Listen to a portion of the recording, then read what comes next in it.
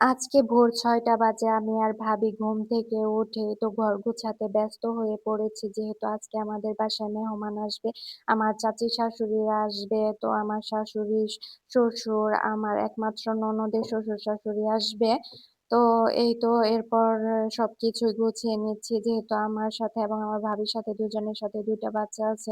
তো বাচ্চারা ঘরের বেহাল অবস্থা করে ফেলে। তো কি আর করার, এই তো সবকিছু গুছিয়ে এরপর চলে আসছি রান্নাঘরে।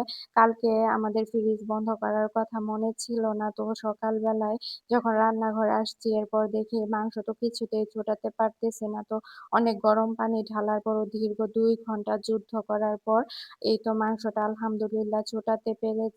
এরপরে তো মাংস নিয়ে ভিজিয়ে রাখলাম। এরপর আবার ভাইয়া দেখি গেটের মধ্যে এসে হর্ন বাজাচ্ছে। তো এসে দেখি ভাইয়া বাজার নিয়ে আসছে। তো এদিকে এই তো বাজারগুলো নিয়ে নিলাম। যেহেতু বাসায় মেহমান আসবে তো সবার জন্য তো অনেক আইটেম করতে হবে। তো এদিকে একবার তৌহিদ এসে ডিস্টার্ব করতেছে, একবার ফাতেমা এসে ডিস্টার্ব করতেছে। তো আমাদের সব কাজই একটু লেট হয়ে যাচ্ছে।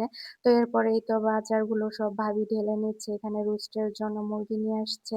আর এদিকে একটি লেয়ার মুরগি নিয়ে আসছে। যেহেতু আমার শাশুড়ি ব্রয়লার মুরগি খায় না। তো এরপরেই তো আমি ফ্রিজ থেকে সব মাছ বের করে নিচ্ছি।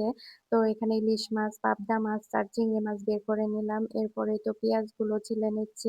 যেহেতু অনেকগুলো পেঁয়াজ ছিলতে হবে তো এভাবে পেঁয়াজ ছিলে চোখে কোনো পানি আসে না। আমি সবসময় পেঁয়াজ ছিলে এভাবে ভিজিয়ে তারপর ছিলে। তো এই তো পেঁয়াজগুলো আমি সবকিছুই কেটে নিচ্ছি। সব কাজ গুছিয়ে তারপর একেবারে রান্না করব। এই তো এদিকে তাই আমি সবগুলো কাজই আগে গুছিয়ে নিচ্ছি। এরপরেই তো মাংসগুলোও ভিজে গিয়েছে। তো আমি গরুর মাংসগুলো ছোট, ছোট পিস করে কেটে নিচ্ছি।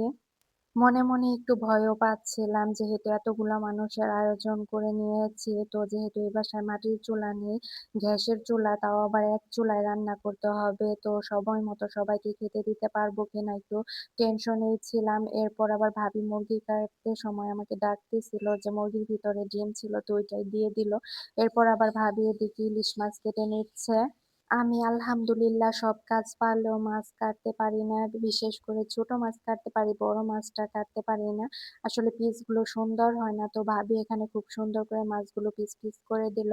তো এরপরেই তো আমি খুব সুন্দর করে মাছগুলোকে মেরিনেট করে রেখে দিব। যেহেতু মেহমান আসার আগেই খালি এটা ভেজে দিব। তো এদিকে তো ছোট মাছ কেটে নিলাম, চিংড়ি মাছ কেটে নিলাম। তো এই তো এরপর আবার ভাবি মুরগির রোস্টগুলো আমাকে কেটে দিয়েছে। এরপর আমি এগুলোকে মেরিনেট করে নিচ্ছি। তো এখানে আদা রসুনের রস দিয়ে এবং লবণ দিয়ে এবং সামান্য হলুদের গুঁড়া দিয়ে এবং একটি লেবুর ফালি চিপে দিয়ে খুব সুন্দর করে ম্যারিনেট করে নিচ্ছি। এক ভিডিওতে আসলে সবকিছু দেখানো সম্ভব না। ইনশাআল্লাহ কালকে আপনাদের সাথে সবকিছু রেসিপি শেয়ার করব। আজ এই পর্যন্তই। তো দেখা হবে অন্য কোনো ভিডিওতে। সবাই ভালো থাকবেন। আল্লাহ হাফেজ। আসসালামু আলাইকুম।